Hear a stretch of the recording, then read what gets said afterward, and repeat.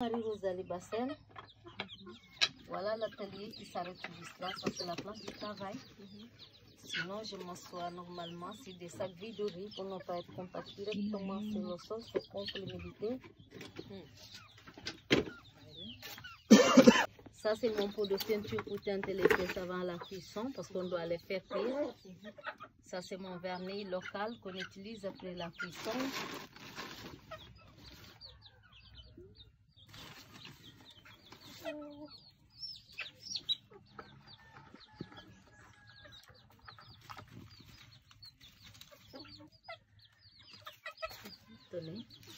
Ça c'est l'argile. L'argile est mélangée avec une poudre de ce coquillage. Le rôle de ce coquillage, ça donne la dureté de la pièce après la cuisson. L'argile se trouve dans les bolons, les bras de mer. On peut trouver partout de l'argile dans les bolons. Mais la bonne qualité se trouve à 30 km d'ici. On part tout en famille en période de l'année. On passe toute une journée entière à la recherche de cette argile. Mais l'argile se trouve également en dessous des mangroves.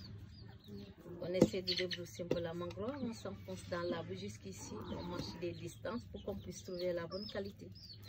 On essaie de remplir les pirogues avec des pelles, on ramène l'argile. On la stocke au bord des bolons pendant 1 an au minimum. Parce que l'argile nouvelle est encore plus moins que celle-ci, elle est trop salée. Elle n'est pas bonne pour la fabrication, sauf qu'elle soit bien dessalée. Elle doit être bien dessalée par l'eau de pluie. Après un an de dessalage, l'argile devient dure comme une pierre. On ramène cette argile dure, on l'écrase un peu et met ça dans une trou. On la mouille, on la recouvre avec des morceaux de plastique pour que ça devienne toujours malléable. De la pâte à modeler. Et mon four retourne encore dans les bolons, toujours la marée basse, pour que je puisse ramasser ces coquillages. Pour ramasser ces coquillages, ça ne me rend pas trop de soucis parce qu'on s'enfonce pas trop dans la boue. Donc je me retrouve avec moins de blessures. Le problème c'est la recherche de cette argile.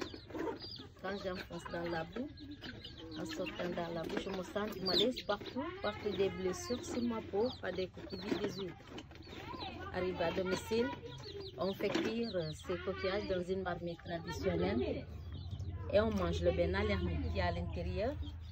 On fait cuire ces coquillages directement dans le feu, ça devient gris. On pile ces coquillages gris dans un mortier et on pile, on les réduit en poudre.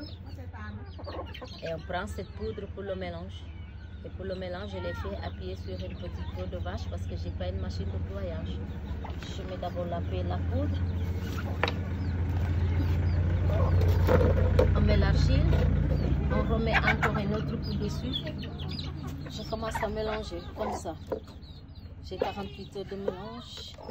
Pour passer 48 heures de mélange, quand elle n'est pas bien mélangée, ça explose pendant la cuisson parce que l'argile a des goûts. Attends, au fond.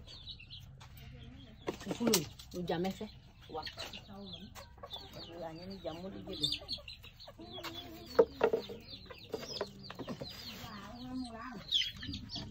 On doit bien malaxer cette argile pour la fabrication.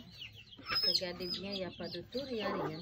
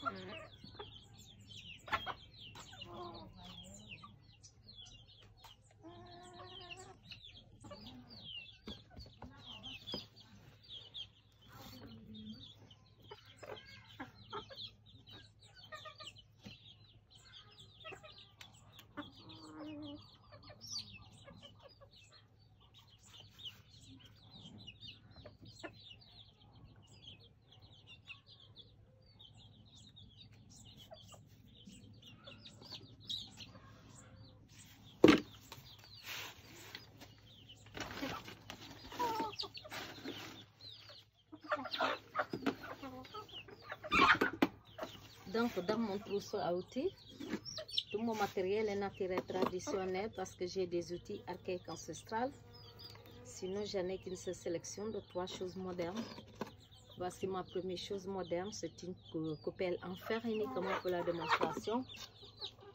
Sinon, j'ai ces coupelles en terre cuite pour la fabrication.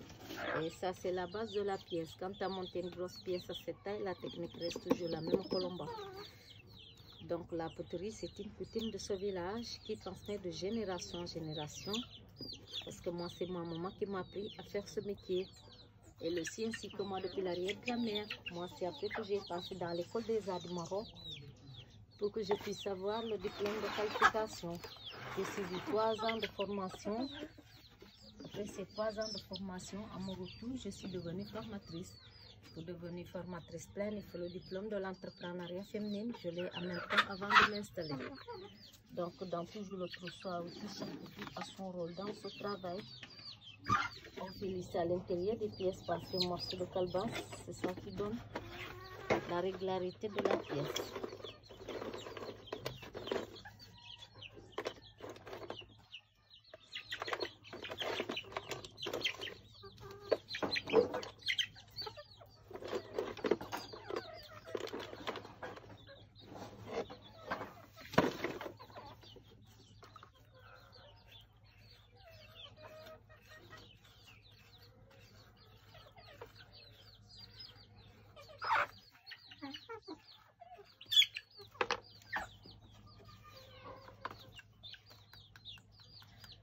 Ça, c'est une planche qui donne la régularité de l'extérieur de la pièce.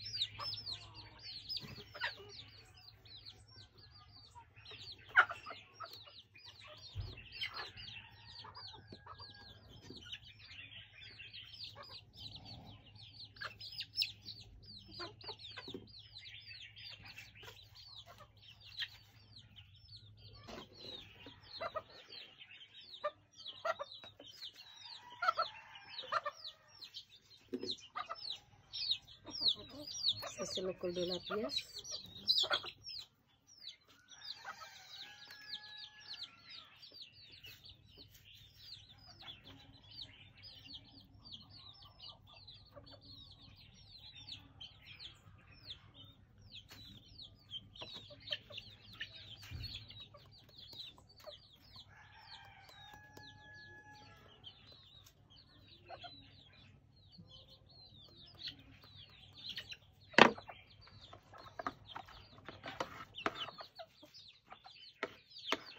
Ça, c'est ton bâton pour rendre souple un peu.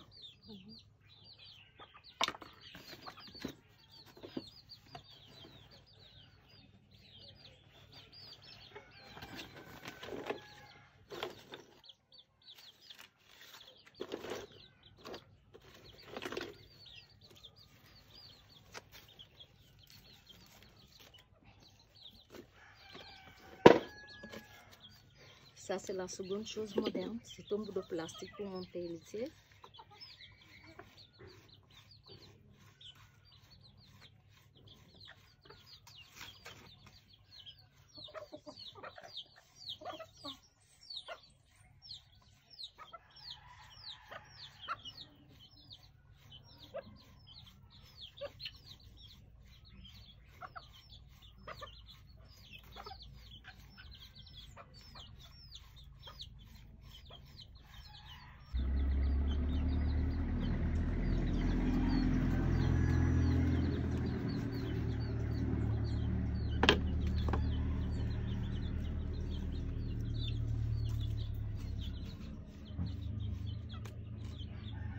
Ça, c'est la troisième chose moderne. C'est une ficelle. Tu sépares un petit morceau de coton en nylon qu'on doit rouler autour de la pièce pour imprimer les bas-reliefs autour des parois.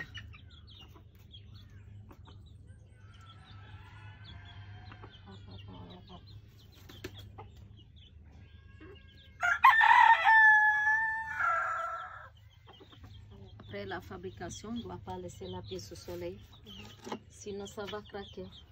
On doit garder la pièce à l'ombre. En été, j'ai 72 heures de séchage à l'ombre. En plein hivernage, il faut compter 3 semaines parce qu'on a 80% de degrés d'humidité. Dès que ça devient bien sec, ça va garder cette couleur. Et sinon, je pouvais faire une cuisson avec cette couleur. Mais ça ne donne pas une très belle couleur après cuisson. Ça devient tout noir comme une pièce déjà utilisée pendant des années. C'est pas du tout joli. Quand on veut vraiment gagner une belle couleur brique, il faut teinter la pièce par cette argile rouge. C'est pas du vrai argile. C'était la terrine qui se trouve au même endroit, là où se trouve cette argile grise.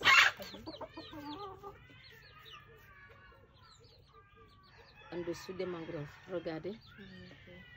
Donc après la teinture, on doit laisser la pièce toute une journée entière au soleil. Et on prépare la cuisson. Pour la cuisson, il n'y a pas de four. Regardez bien là où se trouvent ces petits morceaux de tôle. C'est là où je fais ma cuisson. Pour la cuisson, il m'en faut des branches de palétivier, des tiges de palmier, des tiges de rognier.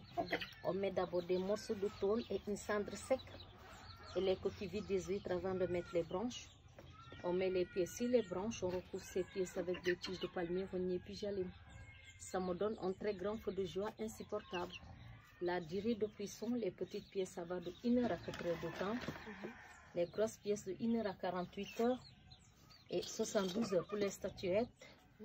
En rajoutant du bois au fur et à mesure, en écartant de temps en temps pour regarder l'état de la pièce. Quand la pièce devient brique, on écarte carrément le bois, je sors la pièce, je la laisse refroidir. Je passe ma pièce au vernis traditionnel que j'ai fabriqué moi-même à base d'un fruit comestible qui s'appelle la pomme de Cayor, donc qui se trouve chez nous dans les rizières Néo. Donc il faut que j'aille dans les rizières pour que je puisse avoir ce fruit comestible avant qu'il arrive à maturité. Arrive à domicile, on l'écrase un peu et met ça dans une grande jarre à cette taille remplie d'eau pour une macération de 3 jours. Après ces 3 jours de macération, ça me donne ce vernis et ce jus de macération que j'utilise comme vernis. Parce que sinon, après la cuisson, j'ai ma pièce brite et les gens en veulent une patine un peu brillante. Donc regardez, ça donne cette patine qui est moins brillante. En termes de céramique, c'est de la fleur mate qui est moins brillante. Donc, après le vernis, normalement, on devait tremper la pièce dans l'eau. Celle-là a été déjà trempée. C'est des tests qui vont nous permettre de savoir si vraiment on travaille de qualité ou non. Quand la pièce est bien cuite, en mettant dans l'eau, la pièce ne casse pas. Mais quand la pièce n'est pas bien cuite, en mettant dans l'eau, ça se casse. Ça va nous permettre de savoir la différence entre les deux stocks d'argile. Comme je viens de vous prononcer tout à l'heure que la nouvelle argile est trop salée, elle n'est pas bonne pour la fabrication, sauf qu'elle soit bien dessalée. Quand on veut vraiment faire un travail de qualité, on ne doit même pas s'approcher du nouveau stock qui est trop salé. Mais il y a pas mal de concurrence. Il y a d'autres qui utilisent l'argile du nouveau stock qui est trop salée. En fabriquant une pièce comme celle-ci, en faisant la cuisson, la pièce ne casse pas, mais on ne pourra pas mettre de l'eau dedans. Pourquoi? Parce que sinon, la pièce, en regardant autour de la pièce, il y aura des fuites. En regardant autour de la pièce, tu ne vois pas les fissures. Parce que la pièce n'est pas étanche. Et l'étanchéité compte parce qu'on ne doit pas faire un travail qui n'est pas un travail de qualité pour s'enrichir. Parce que vous les intéressés ne vous ramassent pas, mais je pense aussi d'avancer pas possible. Donc je m'arrête là, comme c'est une longue histoire, sinon vous risquez de passer des années avec moi, on va pas